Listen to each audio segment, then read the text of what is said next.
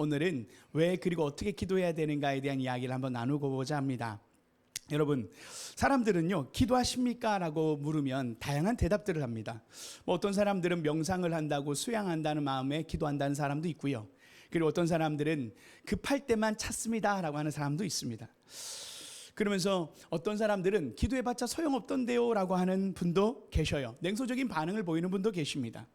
요즘 같은 시대에 누가 기도합니까? 과학이 발전했는데요 라고 대답하는 사람도 있지요. 그런데 여러분, 기도는요, 가장 보편적이고 근원적인 본능이라는 것을 우리는 모두가 부정할 수 없어요. 왜냐하면 인생의 벼랑 끝에 서거나 비행기가 때로는 난류를 만나서 흔들릴 때 우리는 본능적으로 절대자를 찾게 되는 그런 마음의 심정이 있습니다. 중환자실 앞에서, 수술실 앞에서, 그리고 사랑하는 사람들의 생사의 그 갈림길 앞에서 무릎 꿇지 않는 사람들은 없습니다. 이렇게 기도하잖아요. 만약 하나님이 계시다면 우리 아내를 살려주십시오. 그럼 제가 이런 분들이 꽤 있습니다. 드라마나 영화나 이런 데 또 각자의 삶에 보면 그런 분들이 종종 있으십니다. 그래서 심리학자들이요, 연구를 해봤는데 인간은 태어날 때부터 초월적인 존재를 찾는 DNA가 내장되어 있다고 하는 분들이 계셔요. 그리고 어떤 유명한 신경학자는요, 인간의 뇌 속에는 신을 갈망하도록 설계된 회로가 있다라는 사실을 발견했다라고 주장하는 분도 계십니다. 여러분, 우리는요, 하나님은 우리의 마음 가운데 사람들에게는 영혼을 사모하는 마음을 주셨다라고 전도서 3장에는 말씀하셨어요. 그래서 우리는 하나님을 찾고 구하는 것이 자연스러운 겁니다. 우리 예전에 어르신들은요, 우리 그 물 하나 떠놓고 이렇게 비나이다 하면서 늘 집 앞에 이렇게 비는 게 다 있을 정도로 우리나라 사람들도 그런 마음들이 있으셨어요. 일본에도 가면요, 그냥 곳곳에 신입니다. 일본은 그냥 집에 있는 물건도 신이에요.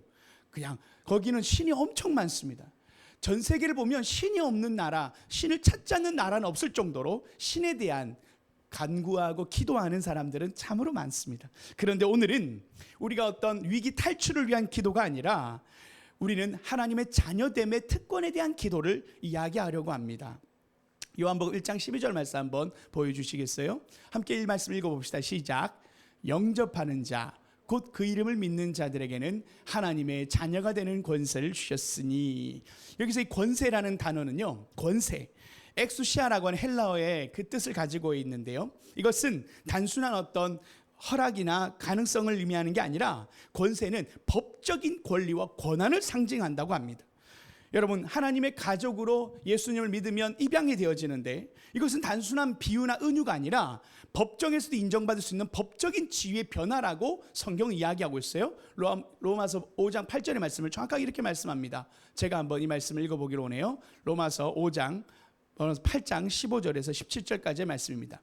너희는 다시 무수하는 종의 영을 받지 아니하고 양자의 영을 받았으므로 우리가 아빠 아버지라고 부르짖느니라. 성령이 친히 우리의 영과 더불어 우리가 하나님의 자녀인 것을 증언하시나니 자녀이면 또한 상속자, 곧 하나님의 상속자요 그리스도와 함께한 상속자니 우리가 그와 함께 영광을 받기 위하여 고난도 함께 받아야 할 것이니라. 아멘. 여러분, 저는 참 부러운 사람들이 있던데요, 어떤 날 전화가 온 거예요. 전화가 왔는데 하는 말이, 할아버지가 돌아가셨는데 유산을 상속하게 됐는데 몇 번째로 유산을 당신의 딸이 받게 됐습니다 라는 얘기를 제가 들은 적이 있어요.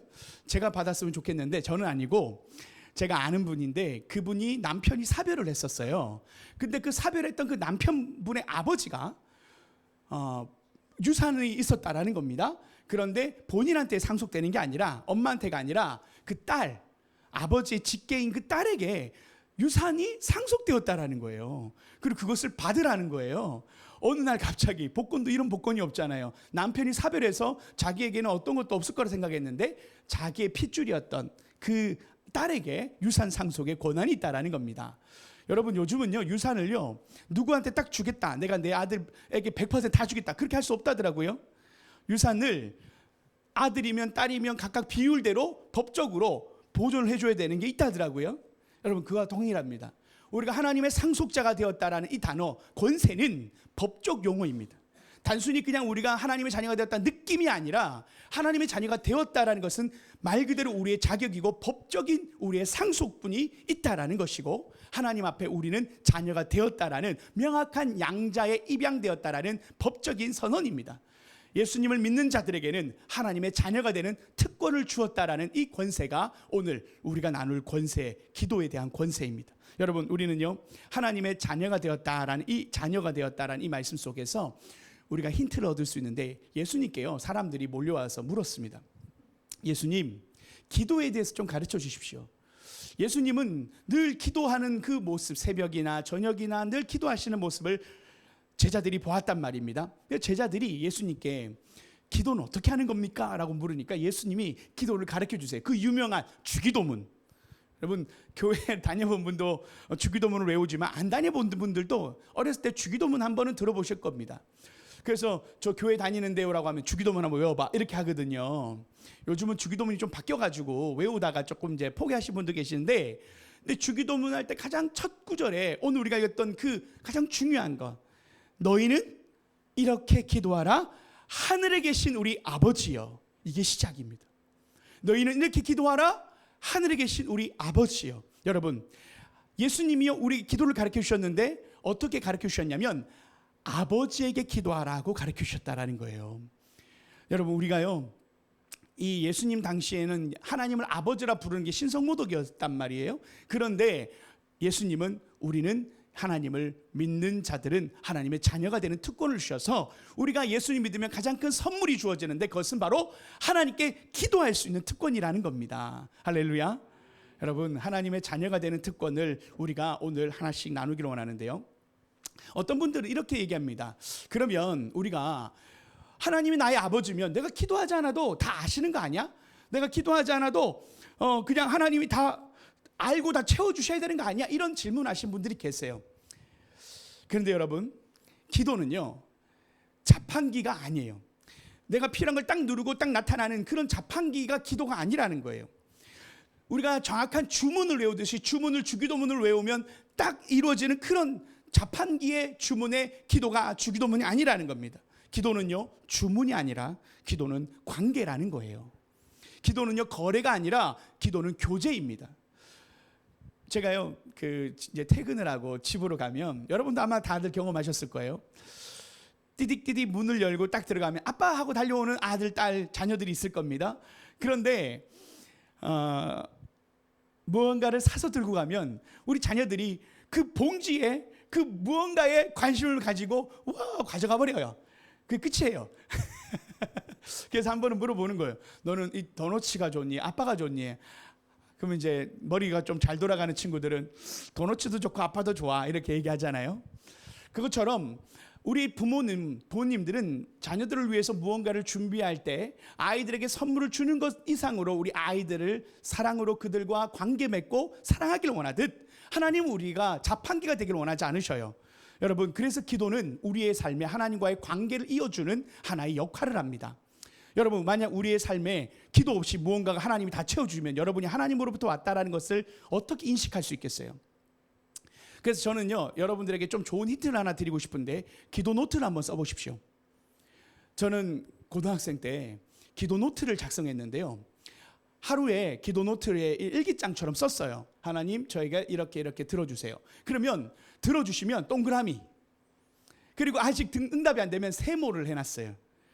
그리고 안 된 건 아직 비워놓는 것처럼 여러분의 삶에도 기도 노트가 있을 때 하나님 그거 자판기처럼 우리의 삶을 그렇게 하나님의 관계를 맺기를 원하지 않으시기 때문에 우리가 기도한 것에 대하여 응답을 받으면 하나님께로부터 왔구나라는 걸 깨닫게 됩니다. 그리고 하나님을 더 알아가게 되고 사랑하게 되는 거죠. 그래서 우리는 기도하는 것입니다. 여러분, 기도에 대해서 어떤 분들이 이렇게 물으세요. 목사님, 저는 기도를 어떻게 시작해야 할지 잘 모르겠어요. 기도하면 할 말이 금방 떨어져요. 오늘 우리 박정희 목사님 기도 잘해 주셨고, 오늘 또 기도한다고 우리 또 함께 하시는 분들이 또 함께 오셔서 또 오늘 이 자리를 또 함께 격려하기 위해서 오신 또 우리 성도님들 계신데요. 오늘 기도 잘하셨죠? 잘 오셨죠? 기도 한번 들으러 멀리 오셨습니다. 감사하고요. 함께 하시는 분들 또 우리 가족도 함께 해주셔서 감사하고요.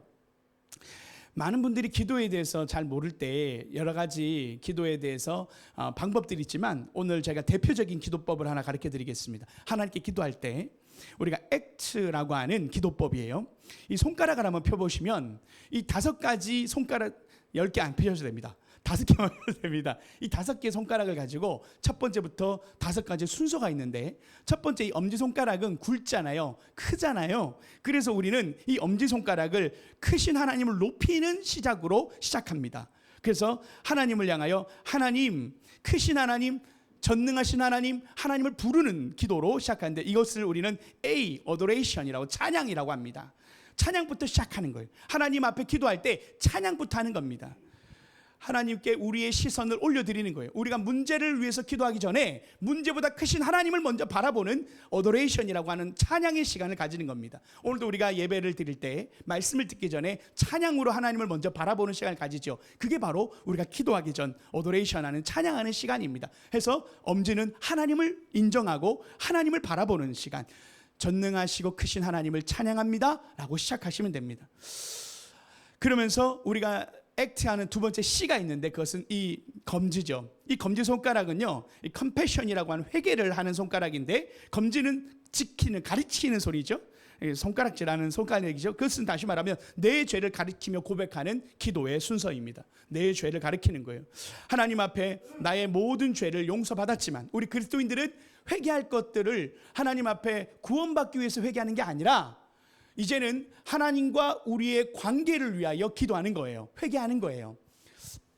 제 딸이 유리를, 제가 아끼는 도자기를 깼어요. 그런데 집에 왔는데 아이가 아무런 말도 안 하고 숨어 있어요. 그리고 제가 왔는데 이 도자기 깨진 걸 봤어요. 근데 안 봐도 딱 저 딸인데 아이가 계속 숨기고 아빠가 말을 거는데 대답도 안 하고 방에 들어가 있어요. 이상하잖아요. 이상한 느낌이 있잖아요. 밥 먹어도 아무 말도 없어요. 그런데 여러분 이러면요, 그 딸과의 관계가 계속 멀어지는 겁니다. 제가 우리 딸을 너는 내 딸에서 호적해서 파버릴 거야 이렇게 하는 분은 없어요. 여러분 이것이 바로 구원의 관계 단계에 대한 차이입니다. 우리가 예전의 회개는 예수님을 구원받는다라는 회개는 나이가 하나님의 자녀가 되고 입양되어지는 하나의 우리의 구원의 회개였다면 구원받은 우리 그리스도인들은 날마다 우리가 짓는 죄가 있어요. 그럴 때는 하나님과의 관계의 문제로 접근하셔야 됩니다. 우리가 하나님과의 죄가 있는데 하나님 앞에 나가기가 껄끄러워지는 것처럼 우리 딸처럼 오히려 딸이 아빠 제가 조심하지 못해서 병을 깨뜨렸어요 라고 정말 죄송해요 라고 하면 아빠는 괜찮아 다치지 않았니? 그게 더 중요해 다음부터는 조심하자 하고 넘어갈 거예요. 그러면 다시 관계가 회복되는 거예요. 그게 바로 우리가 지금 하나님 앞에 컴패션하는 두 번째 검지손가락 기도할 때 먼저 하나님 앞에 어도레이션하고 찬양하고 그 다음은 컴패션 나의 죄를 회개하는 시간을 가지는 겁니다. 여러분 우리는요 목욕을 한 사람들은 집에 오면 손발만 닦습니다. 바로 우리가 예수님을 믿고 구원받은 사람들은 매일마다 묻는 먼지와 손과 발에 얼굴에 묻는 먼지를 제거하는 손 닦는 일만 하시면 되는 거예요. 그래서 우리가 하나님 앞에 나아갈 때는 나의 죄가 오늘 없는지 내가 잘못한 건 없는지를 회개하는 컴패션의 시간을 두 번째로 기도의 시간을 가지면 됩니다. 그리고요 세 번째 이 손가락을 잘 펴야 돼요. 제가 연습을 많이 했는데요 자칫 잘못하다가 욕이 됩니다. 그래서 손가락을 약간 굽을게요. 이렇게 이 중지가 길잖아요. 그래서 이것은 바로 가장 긴 손가락처럼 우리의 감사도 길고 풍성해야 된다고 상징하는 땡스기빙이라고 하는 액트하는 T인데 이것은 바로 하나님께 감사하라는 거예요. 길게 감사하라는 거예요. 그래서 시편 50편 20편 3편에 보면 이런 말씀이 있어요.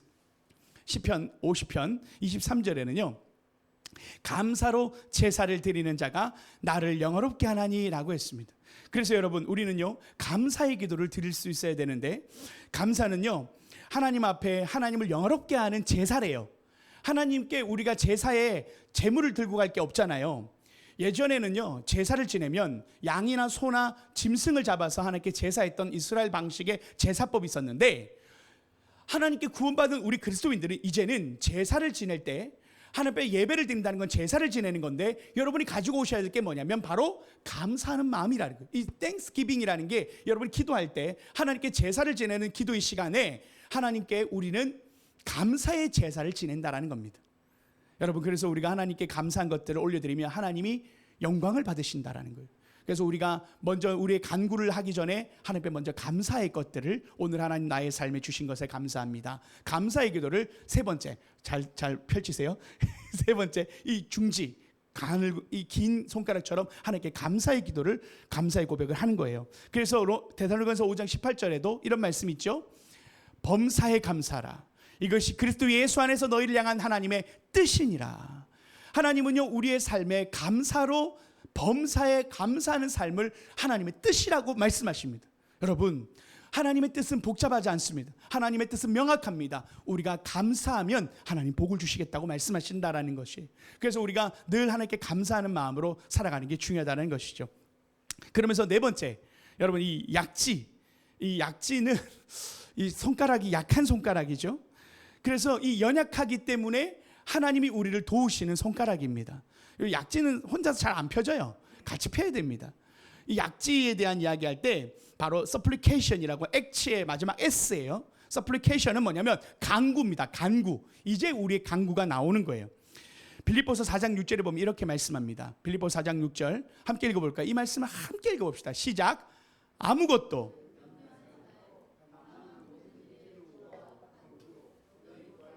감사함으로 하나님께 아뢰라. 여러분, 하나님은요, 우리에게 기도하지 말라고 하지 않으셨어요.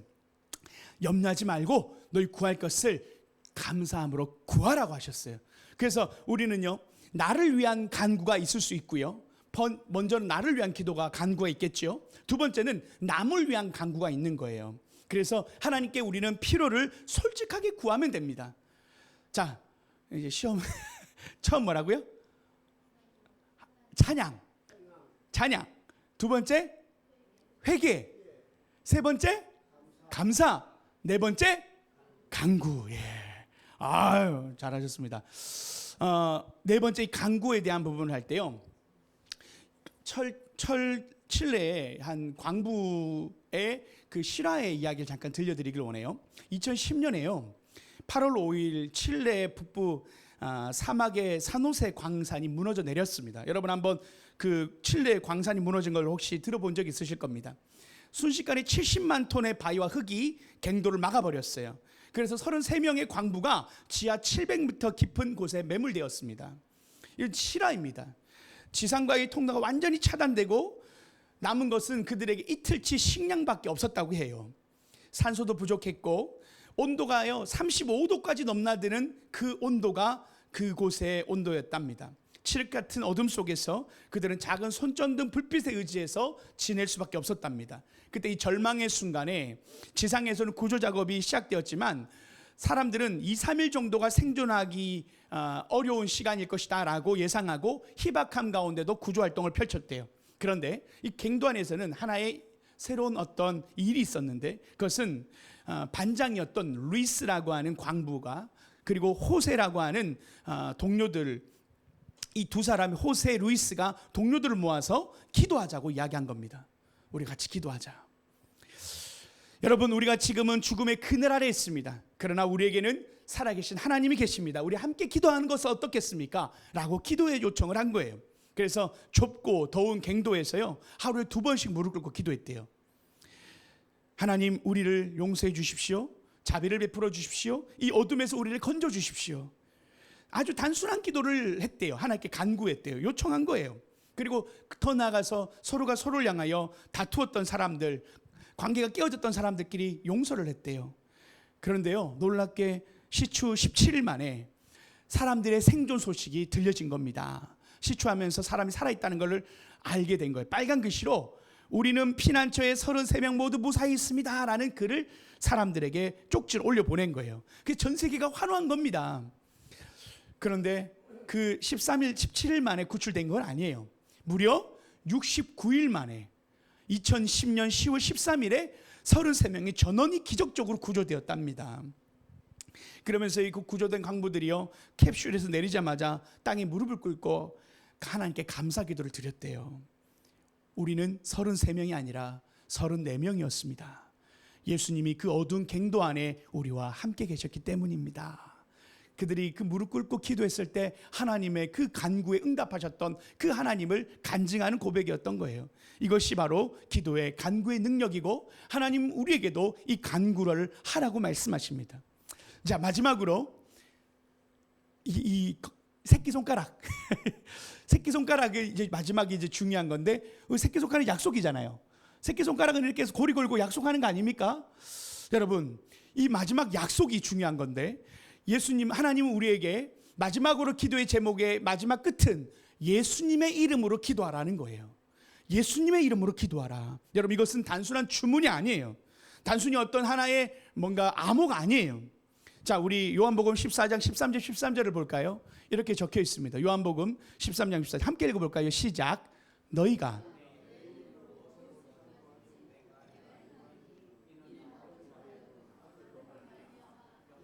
받으시게 하려 함이니라. 여러분, 예수님의 이름으로라는 것은 예수님의 권위와 자격을 의지하여 기도하라는 거예요. 예수님은 하나님의 자녀, 하나님의 독생자이신 그분은 하나님이시죠. 여러분, 예수님의 이름으로 기도할 때 천국 보좌를 움직이는 결제 서류가 올 패스되어지는 그 놀라운 역사가 일어난다는 거예요. 미국에요, 남북 전쟁 시절인데 한 젊은 병사가 있었습니다. 그 사람 이름은 윌리엄이었습니다. 전쟁터에서 아버지와 형을 잃어버려요. 전쟁에서 형과 아버지를 잃어버리는 그 경험을 하면서 갑자기 불현듯 이제 집에 두고 왔던 어머니와 그리고 어린 여동생이 생각난 겁니다. 농사를 지을 남자가 없어서 가족이 굶어 죽게 생긴 이 절박한 상황 앞에서 이 윌리엄이요, 대통령에게 탄원하기를 시작하게 합니다. 대통령 앞에 가서 탄원하려고 백악관으로 달려갑니다. 당시에는요, 이 제대가 대통령의 특별 허가로만 가능했다고 합니다. 그래서 며칠 밤을 기차를 타고 워싱턴 DC에 도착해서 백악관 앞에 도착했는데 경비병들이 막아서는 거예요.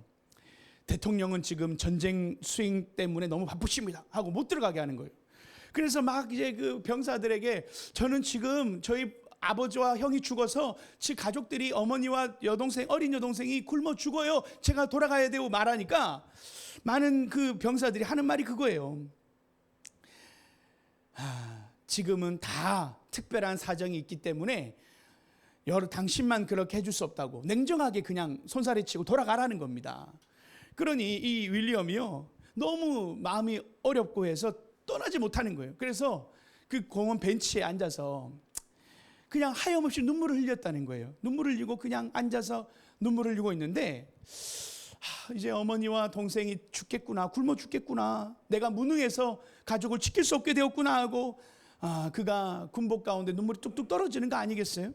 근데 그때 한 어린 소년이 다가와서 그 아저씨에게 물어요. 아저씨 왜 울고 계세요? 그러니까 이 아저씨가 아이가 뭘 알겠냐만, 그러나 이 답답할 풀 데가 없으니까 여차여차해서 이랬단다, 마음이 어렵구나라고 할 때 갑자기 이 아이가 걱정하지 마세요, 저랑 같이 가요, 제가 데려다 드릴게요 하고 아저씨의 손을 잡고 백악관 정문으로 향하는 거잖아요. 경비병들이 막으려고 딱 하는데 소년을 보자마자 자세를 고치고 길을 열어주는 겁니다. 열어주는 거예요. 그리고 소년이 복도를 지나가고 장관들과 장성들을 지나치는 거예요. 그리고 대통령 집무실 앞에 문을 열고 들어가 버리는 겁니다. 그러면서 한 손에는 윌리엄의 손을 잡고 다른 한 손으로 문을 열면서 소년이 외치는 거예요. 아빠, 이 군인의 이야기 좀 들어보세요. 급한 일이래요 하고 아들이 그 군인을 아버지께 데려갔는데 바로 그 소년은 링컨의 아들이었던 테드였다고 합니다. 이 실화인가요? 대통령이요, 서류를 보다가 고개를 들고 아들의 간청을 듣고 윌리엄을 자리에 앉힙니다. 그리고 윌리엄이 떨리는 목소리로 자기의 사정을 이야기하기 시작합니다. 그때 링컨이 깊은 연민으로 그를 바라보면서 젊은이, 자네의 희생과 가족의 고통을 이해하네, 나도 가족을 잃은 아픔을 아네 하면서 그 즉시 제대 서명 명령서에 서명을 했다라는 거 아닙니까? 여러분, 그러면서 이 아들이요, 더 웃긴 게 뭐냐면 이 윌리엄이 이제 나갈 때 아저씨한테 뭐라는 줄 아세요? 아저씨, 우리 아빠는 바쁘지만 착한 분이에요. 제가 부탁하면 뭐든 들어준다. 제가 부탁하면 뭐든 들어주세요 라고 하면서 빠이빠이 했다는 거 아닙니까? 여러분, 예수님의 이름으로라는 것은 하나님이 우리에게 예수 이름으로 구하면, 너희가 예수의 이름으로 구하면 무엇이든지 받은 줄로 여기라고 하시는 그 주님의 약속의 서명이 예수님의 이름이라는 거예요. 여러분, 그래서요, 예수 그리스도를 믿음으로 여러분이 기도할 때 하나님이 결제하신다라는 겁니다. 지금까지는 여러분들이 기도를 하지 않으셨을 거예요. 기도를 많이 해보지 않으셨던 분도 계실 거예요. 그러나 여러분, 기도하실 때 하나님 앞에 찬양하고 회개하고 감사하고 그리고 간구하고 난 뒤에 예수님의 이름으로 기도합니다 라고 기도하십시오. 그러면 주님께서 결제 사인으로 하시고 우리의 삶에 예수님의 권능과 능력으로 우리의 삶의 기도를 응답하신다. 이 비밀 모르셨죠? 여러분, 예수님의 이름에 권세가 있습니다. 예수님의 이름에 능력이 있습니다. 여러분, 우리가 예수님의 이름에, 하나님은 모든 이름 위에 예수님의 이름을 높이시기 위하여, 예수님께 영광을 돌리시기 위하여 하나님은 우리가 예수님의 이름으로 기도하고 예수님의 이름으로 나오기를 원하십니다. 왜요? 우리가 예수 이름으로 구원받기 때문입니다. 예수님 우리의 죄를 위해 십자가에 달려 돌아가심으로 우리의 모든 죄를 용서하셨던 그분이 우리의 구원자이기 때문에 그분의 이름으로 기도하면 응답하시겠다라고 하나님이 약속하셨다라는 거예요. 여러분, 그런데 우리가 답답할 때가 있어요. 그것은 언제냐면 기도했는데 응답이 없는 것 같을 때가 있어요. 여러분, 우리가 기도에 대해서요 조금 오해할 때가 있는데, 응답에 대해서 이야기할 때 세 가지 사인이 있습니다. 첫 번째는요, 우리가 신호등의 색깔처럼 초록불이 뜨는 거예요. 이것은 바로 뭐냐면 즉각적인 응답, 예스예요. 예스, 오케이. 하나님 앞에 기도하면 하나님이 예스 하실 때가, 초록불처럼 딱 뜰 때가 있어요. 그것은 들어주시는 응답이에요. 바로 들어주시는 응답이에요. 제가 재밌는 영상을 하나 봤는데, 유튜브에 요즘 뜨는 영상입니다. 한 아이가 엘리베이터에 갇혔습니다. 엘리베이터에 갇혔는데 이 아이가 두리번 그려 가면서 아이가 갑자기 그 영상에 음성으로 나오는 거예요. 하나님, 제가 혼자 있지 않고 하나님과 함께 하심을 믿습니다. 제가 이 기도가 끝나고 나면 제가 문이 열릴 줄 믿습니다 하고 아멘 하는데 문이 열린 거예요. 그 영상이 유튜브에 떴어요. 그래서 제가 저희 아들한테 보여줬어요. 아들아, 이거 봐, 이거 니랑 좀 비슷하다.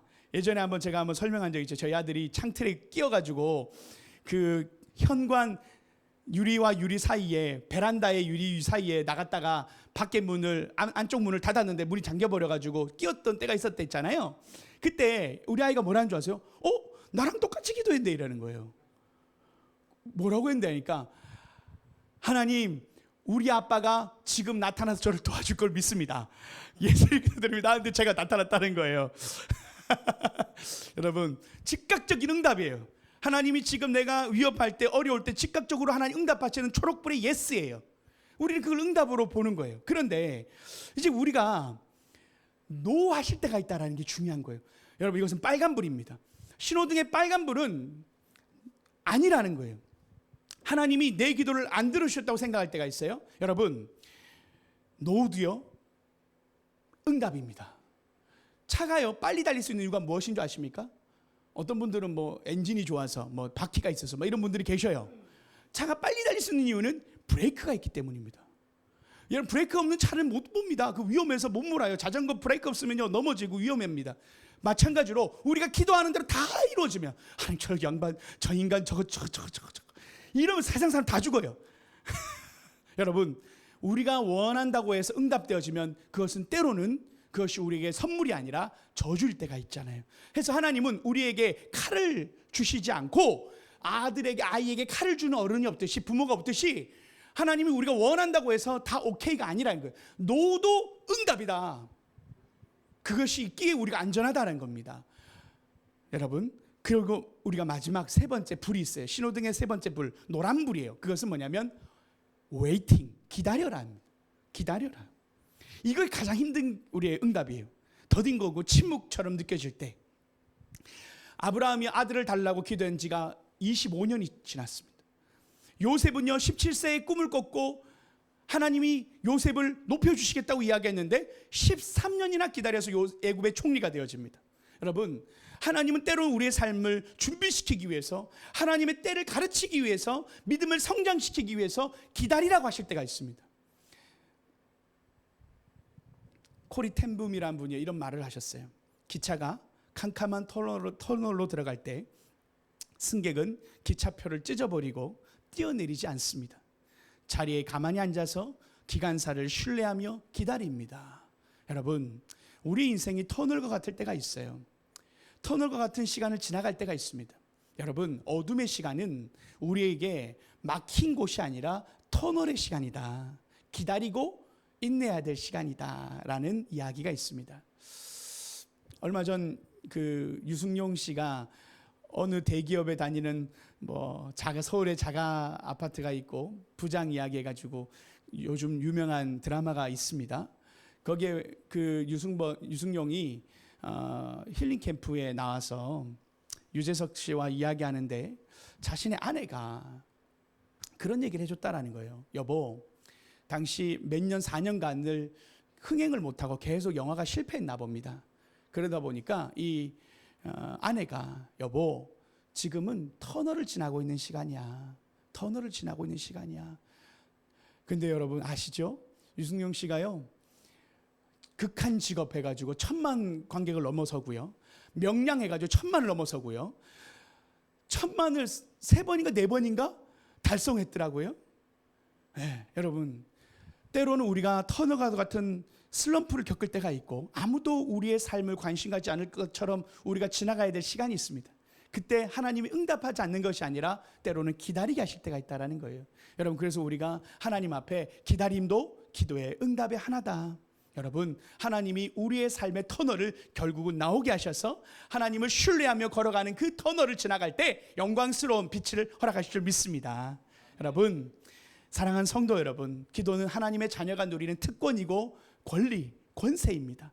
하나님 앞에 우리를 아버지라고 부를 수 있도록 허락하신 그 하나님께 나아가 우리의 모든 기도의 제목들을 하나님께 아뢰면서 하나님과 더 깊은 사귐을 누리시는 저 여러분 되시기를 축복합니다.